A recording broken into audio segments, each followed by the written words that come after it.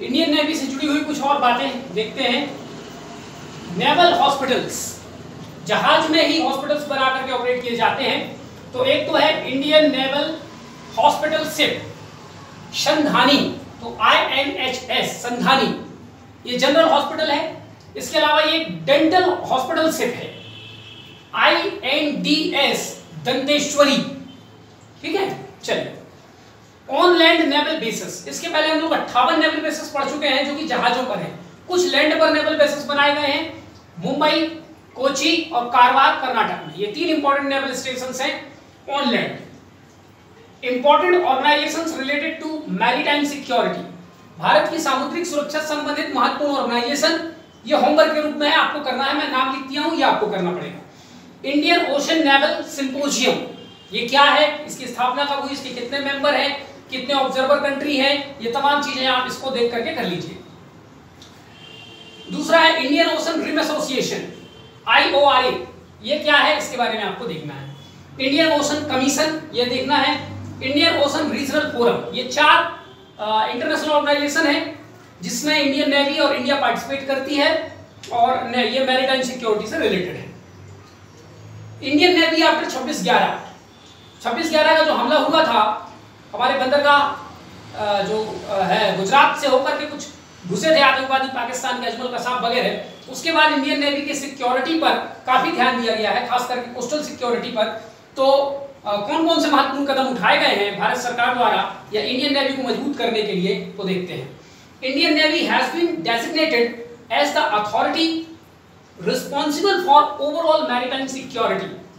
26/11 के बाद Indian Navy को पूरे ओवरऑल मैरीटाइम सिक्योरिटी का इंचार्ज बना दिया गया है, यानी पूरी मैरीटाइम सिक्योरिटी इंडियन नेवी के कंट्रोल में रहेगी, जिसमें शामिल है coastal security, offshore security,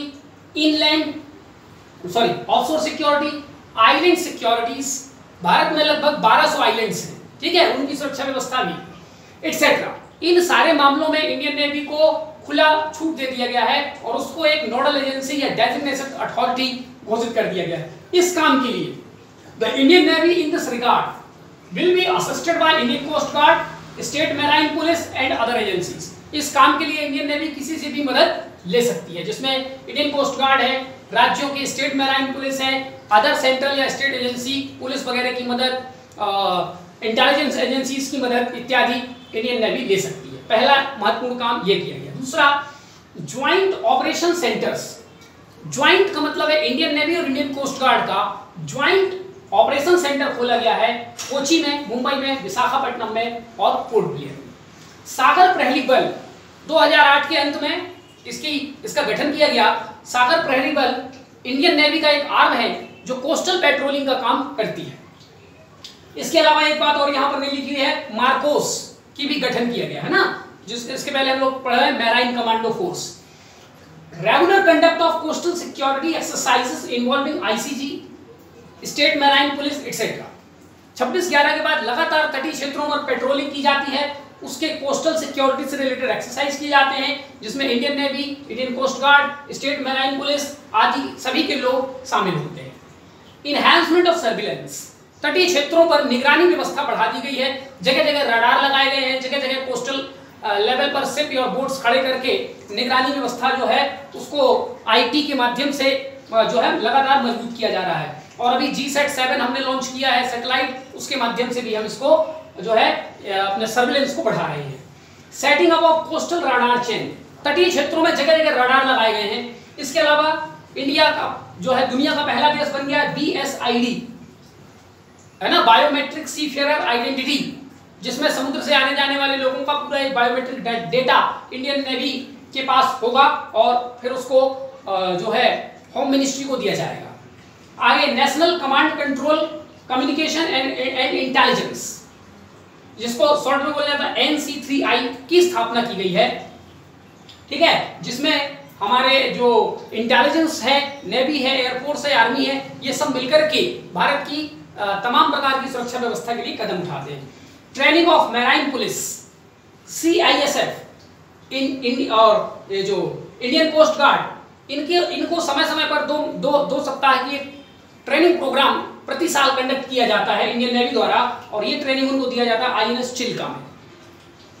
bilateral and multilateral exercises हम कर ही रहे हैं कई देशों के साथ, ठीक है। इसके अलावा इंटरनेशनल कोलैबोरेशन, कई देशों के साथ हम बेस्ट प्रैक्टिसेस को एडॉप्ट करने के लिए इंटरनेशनल कोलैबोरेशन कर रहे हैं। किसी से हम एयरक्राफ्ट करियर के मामले में, किसी से लैंडिंग शिप के मामले में, किसी से, ठीक है। तो कुल मिलाकर के मैरीटाइम सिक्योरिटी के लिए जितने पॉसिबल अटेम्प्ट्स किए जा सकते हैं भारत सरकार और इंडियन नेवी द्वारा लगातार लिया जा रहा है। लोकायन 15, क्या है लोकायन 15? An 8 months voyage by INS Tarangani from May to December 2015 to participate in the annual tall ship race at Europe. Europe में एक टॉल शिप रेस आयोजित किया जाता है जिसमें भाग लेने के लिए INS तरंगिनी 8 महीने का उसका यात्रा था, जो है भारत से निकला और यूरोप के कई देशों में जो है वो पहुंचा। कुल मिलाकर के इसने 17,000 माइल्स डिस्टेंस ट्रेवल किया, 14 देशों से होकर के 14 देश और 17 बंदरगाहों से गुजरा। तो लोकायन 15 2015 में स्टार्ट किया गया था। INS तरंगिनी जो कि एक सेल शिप है इंडिया की, उसके माध्यम से ये काम किया गया था। कुछ महत्वपूर्ण नोट्स हैं। इंडियाज फर्स्ट इंडियन CNS माने chief of naval staff, Bharat का पहला व्यक्ति, पहला भारतीय जो नेवी का चीफ ऑफ नेवल स्टाफ बना वो थे वाइस एडमिरल रामदास कटारी 1958 में। इसके पहले तक अंग्रेज हुआ करते। Missiles used by Indian Navy, Indian navy द्वारा 3 महत्वपूर्ण मिसाइल यूज किए जाते हैं। पृथ्वी 2 जिसको धनुष कहा जाता है इंडियन नेवी में, ब्रह्मोस 2 जो कि ब्रह्मोस का नेवल वर्जन है ब्रह्मोस 2, और बराक 8, ठीक है। अब देखते हैं ब्लू वाटर नेवी किसको कहते हैं। ब्लू वाटर नेवी की परिभाषा क्या है? A maritime force capable of sustained operation across the deep waters of ocean seas, usually consist one or more aircraft carrier, AC aircraft carrier, ठीक है। कुल मिलाकर के ऐसी नेवी जो पूरी दुनिया में अपना प्रभाव डाल सकती हो, ताकतवर हो और गहन सागर में, डीप पानी के अंदर बहुत गहराई में जाकर के विभिन्न प्रकार के ऑपरेशन को जो है अंजाम दे सके, और उसके पास कम से कम एक एयरक्राफ्ट कैरियर होना चाहिए। यदि ये सारी क्षमता किसी दुनिया की नेवी में है तो ऐसी नेवी को ब्लू वाटर नेवी यानी कि सबसे ताकतवर नेवी मानी जाती है। दुनिया में 9 देशों को ब्लू वाटर नेवी अब तक माना गया है, जिसमें सबसे बड़ा USA, ठीक है, फिर फ्रांस, इटली, चाइना, इंडिया, रसिया और UK, ये 9 ब्लू वाटर नेवी कहलाती है, ठीक है। इसके अलावा ब्राउन वाटर नेवी क्या है?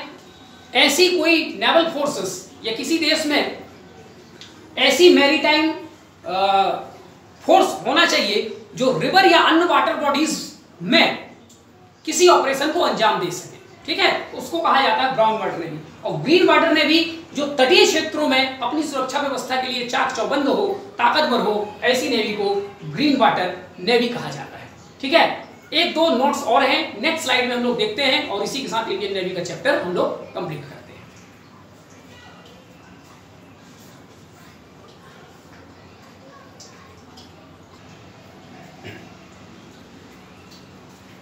Indian navy also participated in second world war. लगभग इंडियन नेवी से 2000 लोगों ने सेकेंड वर्ल्ड वॉर में ब्रिटेन की तरफ से भाग लिया था। छत्रपति शिवाजी महाराज या Shivaji Bhosale is known as father of Indian Navy, ठीक है। इन्होंने अपने कोंकण और गोवा क्षेत्र में एक ताकतवर नेवी जो है वो बनाई थी। हालांकि इतिहास में अगर और पीछे जाएं तो चोला किंगडम भारत की सबसे मजबूत नेवी के लिए जानी जाती थी, ठीक है। Indian Navy has successfully completed an expedition to North and South Pole, यानी इंडियन नेवी नॉर्थ और साउथ पोल में भी एक अभियान चला चुकी है और उसको सफल कर चुकी है। Indian Navy was the first navy to send a submariner on an expedition to Mount Everest, यानी किसी भी दुनिया भर की नेवी की तरफ से पहला व्यक्ति यदि कोई माउंट एवरेस्ट पे गया है नेवी की तरफ से तो इंडियन नेवी की तरफ से था, और वो कौन थे? Lieutenant cadre MS Kohli was the first military officer to scale Mount Everest, ठीक है। चलिए, first women pilot of Indian Navy, Indian navy की ओर से पहली जो महिला पायलट है 2019 में बनी, सब लेफ्टिनेंट शिवांगी, ठीक है। ये कुछ महत्वपूर्ण फैक्ट्स हो गए इंडियन नेवी के ओर से, इंडियन नेवी वाले तरफ से। अब हम लोग इसके साथ इंडियन नेवी का ये जो चैप्टर है वो क्लोज करते हैं। नेक्स्ट हम लोग इंडियन कोस्ट गार्ड पर 1-2 वीडियो बनाएंगे। इसके साथ हमारा डिफेंस का लगभग काफी सेक्टर कंप्लीट हो जाएगा, बच जाएगा हमारे पास इंडियन मिलिट्री की। यदि हम बात करें डिफेंस सेक्टर पे तो पैरामिलिट्री फोर्सेस जरूरी हैं, ये भी परीक्षा में पूछे जाते हैं, और इसके बाद इंडियन आर्मी, तो उसको कभी हम देखेंगे बाद में, ठीक है। चलिए, थैंक यू।